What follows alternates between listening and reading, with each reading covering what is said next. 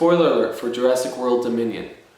Alright, right off the bat, I just want to say, I enjoyed this movie. Completely aware of the huge amount of negative reviews that this movie has been getting.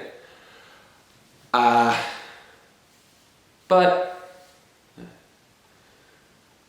I gotta say, I was extremely entertained by this movie. Now, I didn't like the last movie before this one, Fallen Kingdom. I thought it was very all over the place. Just kind of a rush to the finish line, basically. That's what it felt forced. Dominion was also very all over the place. It's a big movie, they had a lot of stuff going on. But I was alright with it. I was alright with it. I was. It was a lot of fun. Now, in terms of the plot, Dominion has two storylines. Two separate storylines that all converge with each other at the end. This is very much a grand finale kind of movie. They got the legacy characters and they got the newer characters. They all put them on their own storylines in this movie, coincidentally going on at the same time, and they all meet up at the end for an explosive kind of Jurassic World, Jurassic Park conclusion. And speaking of the characters, let's talk about the returning legacy characters. Alan Grant, Ellie Sattler, Ian Malcolm.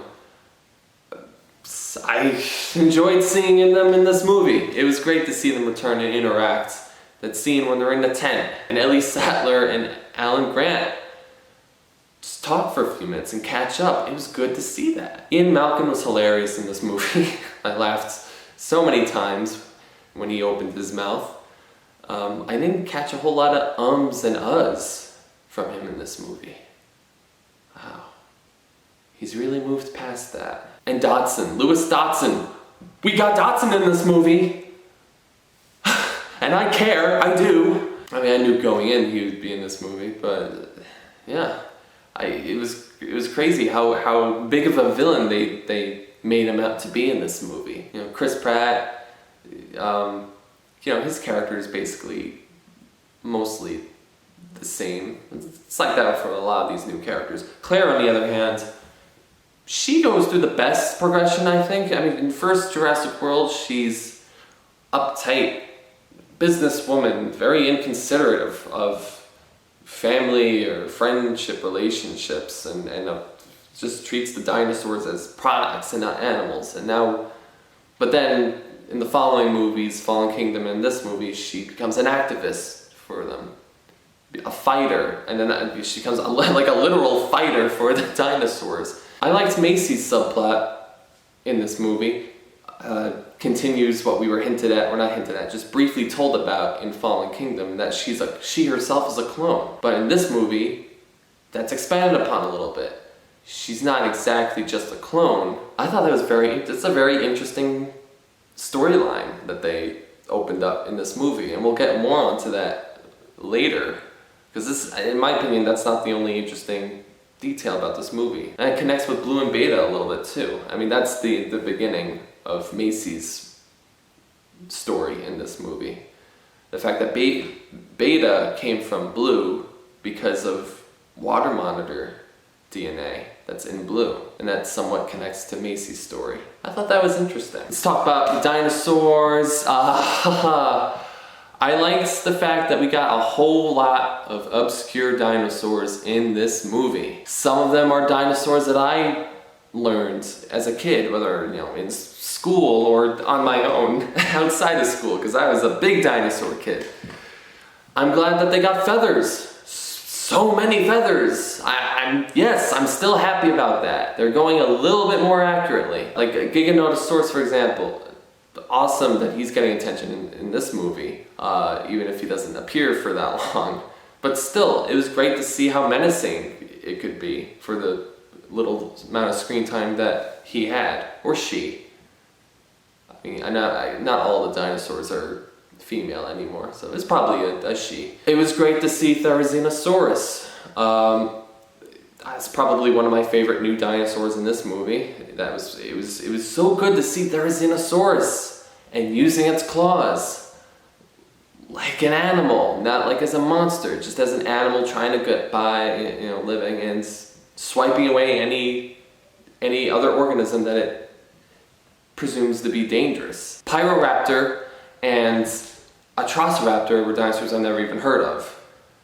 Again, going back to the fact that I liked that they were being more obscure with the species that they were using. Dimetrodon. It was good to see that. Not a dinosaur, but I'm glad Dimetrodon got attention. They made Dimetrodon be very scary in this movie. Which brings up the question, mosquitoes didn't evolve yet in the Permian period, which was when Dimetrodon lived. So I guess they got the DNA another way, like the same way they got the Mosasaurus DNA, maybe in the bones somehow. Now the locusts. I wasn't expecting that to come up in this movie, but again, very interesting storyline. It builds upon the changing environment of the world now that the world's changed forever with the release of de-extinct animals roaming around. And Biosyn created these locusts as a way of depleting food supply, which is pretty super villainish. But still, just the concept I liked. Giant locusts are being created because this is not the same world anymore, ecologically. Now let's get to a con. I guess I already listed one or two already. Now the first 45 minutes there was a lot of exposition, but I can kind of get that because this is a big movie with a very long run time. After the exposition, then we get on to the good stuff, the good dino stuff. But the biggest con for this movie, where was the prologue? Where was the prologue? The movie started, and not with the prologue, and I was like, okay. So, they really should have put that in the movie. Just in a vast array of dinosaurs, many of them feathered, vast array of dinosaurs in their natural environment, no music, behaving like animals. Would have loved to see that in the beginning of the movie. They had it in the trailer. I was like, hold on. I checked back in the trailer. They had a bit of prologue in the trailer for Jurassic World Dominion, where the T-Rex is stomping through the outdoor movie night. But they didn't have that in this movie. Alright. Maybe they'll be included in the bonus features. I still enjoy the prologue very much. I love the prologue. It's great world building, which I will touch on a little bit more in a little bit. Oh, and I can't forget the many references to the other movies there were, such as they found the Barbasol can. Cool. And then there was the T-Rex walking in front of that stone waterfall sculpture thing. The fountain, I guess would be the word, and basically recreating the logo for the franchise.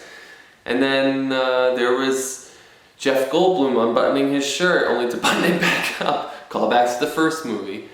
There were a lot of very enjoyable references in this movie, and I caught a lot of them. That was just a few. So I guess this will be my conclusion. I really didn't dislike this movie. The trilogy, as a whole, the Jurassic World trilogy, is very much the same as Jurassic Park's trilogy in a way that, like, the first movie, really good, or entertaining enough at least.